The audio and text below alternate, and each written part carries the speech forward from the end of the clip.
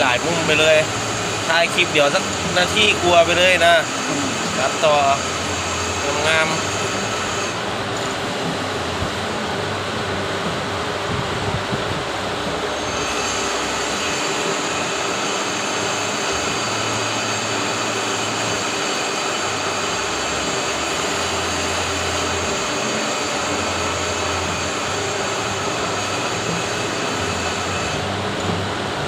เป็นนายรถเผยได้เหี่ยวนี่ฮะเป็นที่เฮ็ดจังแน่นอน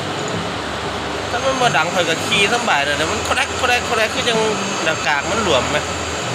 แต่จะมันแน่นโอ้ยเฮ็ดแหงขี่ลายมาไปซ่อมมาแล้วไป